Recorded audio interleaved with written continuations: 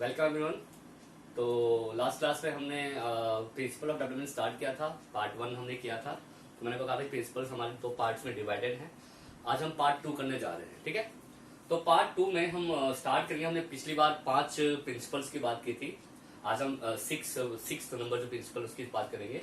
तो छठा नंबर जो प्रिंसिपल है उसका नाम है प्रिंसिपल ऑफ सीक्वेंशियल डेवलपमेंट।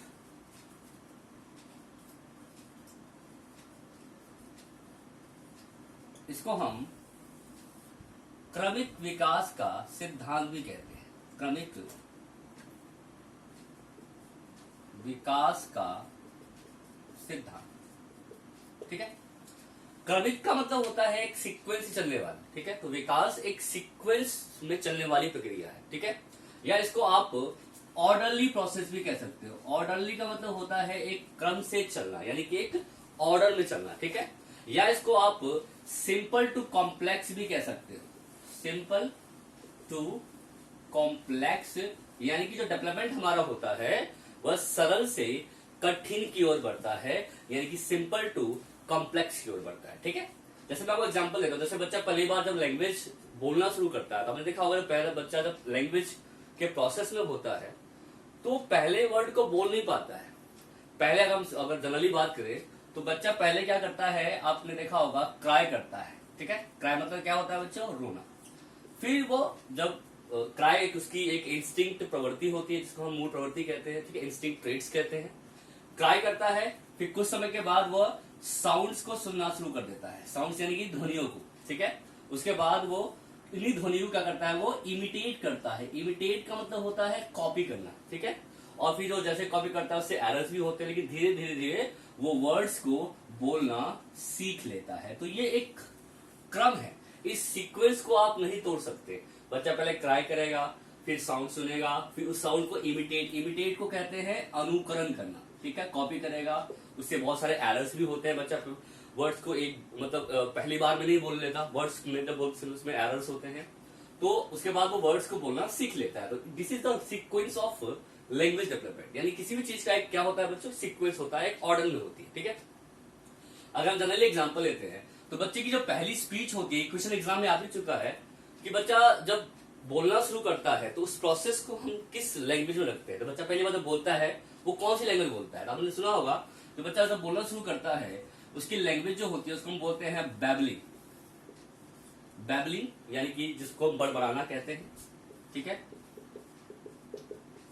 बच्चा लगभग आपने देखा होगा कि 8 मंथ से लेकर लगभग 1.5 साल तक बच्चा बैबलिंग करता है, बड़बड़ा कुछ ऐसे वर्ड्स जिसका कोई मतलब नहीं होता है, जिसको मीनिंगलेस वर्ड बोलते हैं, ठीक है। बैबलिंग होता है। 1.5 साल के बाद उसकी जो लैंग्वेज हो जाती है वो हो जाती है टेलीग्राफी। टेलीग्राफी का मतलब होता है तार वाली भाषा, जिसमें वह सेंटेंस को शब्दों के माध्यम से बताता है। जैसे कि बच्चे को बोलना है कि मम्मी मुझे पानी पीना है, तो बच्चा इतना लंबा सेंटेंस नहीं बोलेगा। मम्मी बोलेगा मम्मी पानी। मम्मी मुझे मोबाइल फोन में गाने सुनने हैं, तो बोलेगा मम्मी गाना, ठीक है। यानी कि बच्चा क्या करता है, वर्ड्स के द्वारा सेंटेंस को रिप्रेजेंट करता है। उसी को हम बोलते हैं टेलीग्राफी। टेलीग्राफी की जो एज होती है ये लगभग 1.5 साल से शुरू होता है। 1.5 साल से लेकर लगभग ये 3 साल तक चलता है, उसको बोलते हैं टेलीग्राफी। और 3 साल के बाद उसकी जो स्पीच होती है, उसकी जो बातें होती है, उसकी जो भाषा होती है, उसका क्या हो जाता है बच्चों, विकास का। जो वर्बल स्पीच होती है, जो शाब्दिक भाषा होती है वो शुरू हो जाती है। यानी कि बच्चा शाब्दिक भाषाओं के माध्यम से अपनी बातों को बोलना शुरू कर देता है। तो दिस इज अ सीक्वेंस। क्या ये सीक्वेंस है? बच्चा पहले बैबलिंग करेगा, मतलब बड़बड़ाएगा, उसके बाद उसकी लैंग्वेज टेलीग्राफी होती है, और फिर वो क्या करता है, स्पीचफुल लैंग्वेज की स्पीच बोलना शुरू कर देता है। यानी कि वर्बल स्पीच उसकी क्या हो जाती है, डेवलप हो जाती है। तो इसको हम कहते हैं आपका this is the sequence of language, ठीक है। तो ये था हमारा नेक्स्ट प्रिंसिपल। इसको हम प्रिंसिपल नंबर 6 कर देते हैं, ठीक है। नेक्स्ट स्टार्ट करते हैं अब।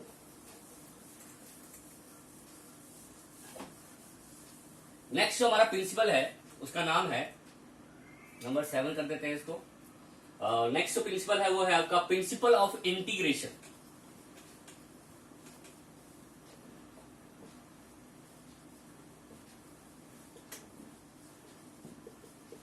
इसको हम एकीकरण का सिद्धांत कहते हैं।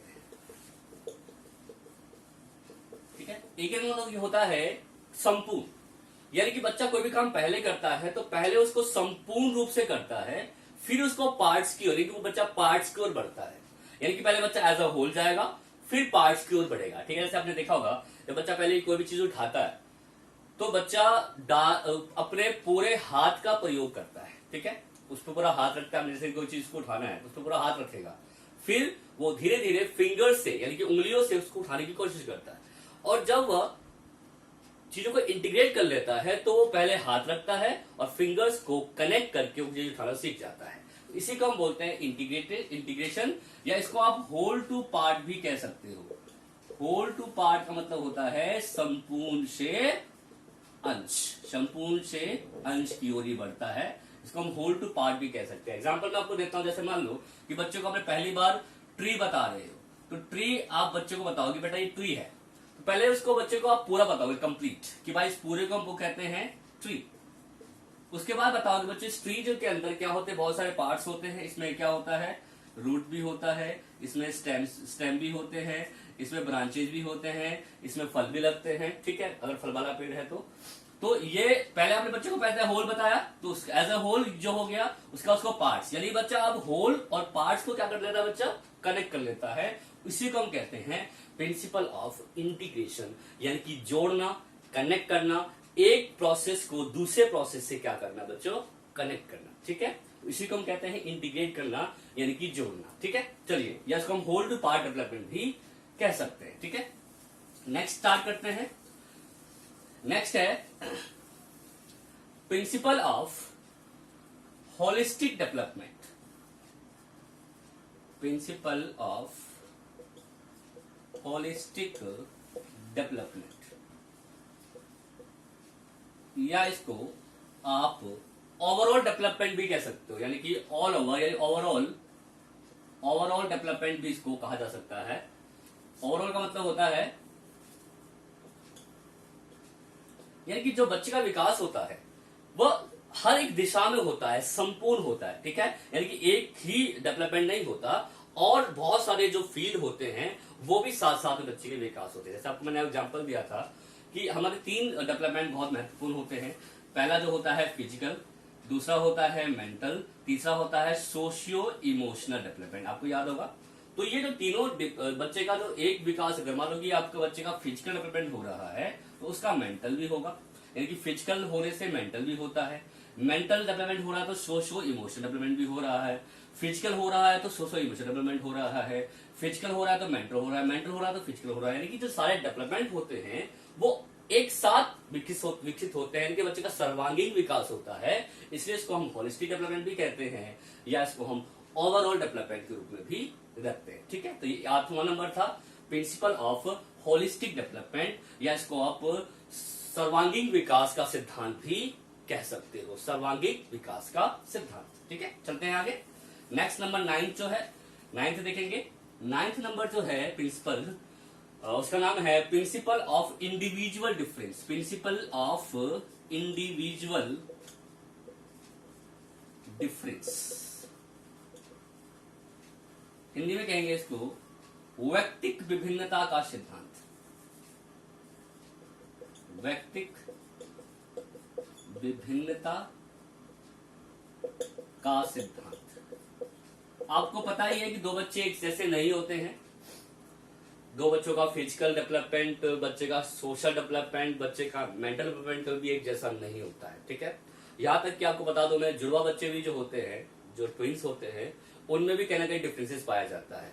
तो इंडिविजुअल डिफरेंस का मतलब ये होता है कि 2 बच्चों का फिजिकल डेवलपमेंट, मेंटल डेवलपमेंट कभी भी एक जैसा नहीं होगा, चाहे वो जुड़वा भी क्यों ना हो। उसी को हम कहते हैं प्रिंसिपल ऑफ इंडिविजुअल डिफरेंस, यानी कि व्यक्तिगत विभिन्नता का सिद्धांत। ठीक है, चलते हैं आगे। नंबर 10th नंबर देखेंगे बच्चों।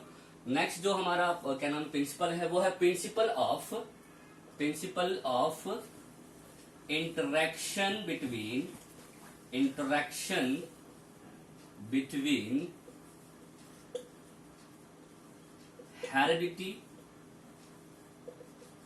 And environment.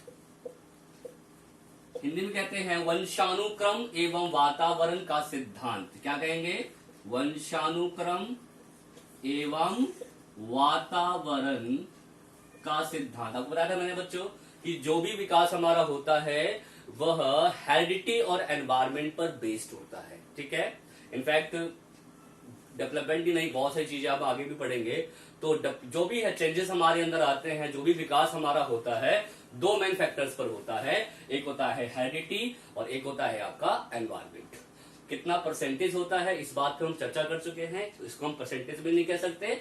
हाँ, बट कुछ एस्पेक्ट होते हैं जिस पर हेरिडिटरी इंपैक्ट ज्यादा होता है, कुछ एस्पेक्ट ऐसे होते हैं जिस पर एनवायरमेंटल इंपैक्ट जो होता है वो ज्यादा माना जाता है। ठीक है, नंबर 11 से देखेंगे बच्चों। नेक्स्ट जो हमारा प्रिंसिपल है वो है आपका प्रिंसिपल ऑफ प्रेडिक्शन। प्रेडिक्शन यानी कि भविष्यवाणी का सिद्धांत। ठीक है, आपको मैंने बताया था कि विकास की भविष्यवाणी की जा सकती है। विकास, आपको बताया बच्चों, विकास एक ऐसी प्रक्रिया है जिसको हम अनुभव कर सकते हैं, एक्सपीरियंस कर सकते हैं, और उसी एक्सपीरियंस के बिहाफ पर हम उसकी प्रेडिक्शन करते हैं। बट प्रेडिक्शन का मतलब ये नहीं होता है कि एकदम एक्यूरेट। जैसे मैं एग्जांपल देता हूं, कोई बच्चा है मेरी क्लास में, वो अच्छा परफॉर्म करता है, क्वेश्चंस के आंसर्स कर लेता है, होमवर्क टाइम पे कर लेता है, जो क्वेश्चन देता हूं उसके फटाक से आंसर्स निकाल देता है, तो मैं कहूंगा भाई इसका जो सीटेट का एग्जाम या कोई भी एग्जाम है क्लियर कर लेगा, क्योंकि इसके अंदर वो पोटेंशियल है, वो एबिलिटी है, वो कैपेसिटीज है। बट वो जब एग्जाम देने जाता है वो नर्वस हो जाता है, पेपर को छोड़ देता है।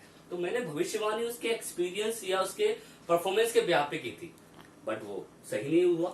यानी कि मतलब वही नहीं है कि प्रेडिक्शन जो आप करोगे वो सही ही होगा, ऐसा हम नहीं मान सकते। तो प्रेडिक्शन जो हमारी होती है वो रॉन्ग भी हो सकती है, बट काफी हद तक इसको हम क्या कर सकते हैं, प्रेडिक्ट कर सकते हैं। ठीक है, चलते हैं आगे। तो प्रेडिक्शन हो गया, ये हमारे 11th डेवलपमेंट प्रिंसिपल्स हो गए। प्रिंसिपल्स के अंदर इतना ही है, बस इसके अलावा और वो प्रिंसिपल्स नहीं पूछे जाते। मेन प्रिंसिपल्स हमारे यही थे। ठीक है, नेक्स्ट क्लास के अंदर अब हम जब नेक्स्ट क्लास लेंगे उसमें हम डेवलपमेंट के स्टेजेस स्टार्ट करेंगे। द मोर इंपोर्टेंट टॉपिक बच्चों, स्टेजेस के ऊपर भी क्वेश्चन एग्जाम्स में आते हैं कि भाई कितनी अवस्थाएं उसकी होती हैं, विकास की कितनी अवस्थाएं होती हैं, प्रीनेटल क्या होता है, प्रीनेटल स्टेज में कैसे विकास होता है बच्चे का, इन्फेंसी स्टेज क्या होती है, चाइल्डहुड स्टेज क्या होती है, चाइल्डहुड को कितने स्टेजेस में डिफरेंट क्या नाम आपका बांटा गया है, ये सारी बातें हम नेक्स्ट क्लास में पढ़ेंगे बच्चों। तो आप लोग ऐसे ही जुड़े रहें, आप लोग ऐसे ही वीडियोस देखते रहें, लाइक करते रहें, सब्सक्राइब करते रहें, और मैं आपके सामने अच्छे अच्छे वीडियोस लाता रहूंगा। इनफैक्ट ऐसे टॉपिक्स जो मैं आपको डिस्क्राइब कर रहा हूं कहीं भी बुक्स में मिलना मुश्किल होगा। तो आप लोग ऐसे ही अगर जुड़े रहेंगे तो मैं आपको और अच्छे वीडियोस प्रोवाइड करता रहूंगा और आपकी जो भी समस्याएं हैं उसको दूर करता रहूंगा। साथ ही केवल अभी तो हम साइकोलॉजी, चाइल्ड साइकोलॉजी की बात कर रहे हैं, एजुकेशन साइकोलॉजी की बात कर रहे हैं। आगे कुछ वीडियोस के बाद मैं पेडागोजिकल टॉपिक्स भी बताऊंगा, जैसे हिंदी पेडागोजीज में कैसे क्वेश्चन आते हैं, टॉपिक कैसे पूछे जाते हैं, इंग्लिश पेडागोजी में कितना होता है, मैथ्स में कैसे पूछे जाते हैं, इस पे बनाएंगे। लेकिन धीरे धीरे अभी हम स्टार्ट करेंगे, बट अभी हमारा जो फोकस होगा वो चाइल्ड डेवलपमेंट टॉपिक होगा। ठीक है बच्चों, तो आज के लिए इतना ही।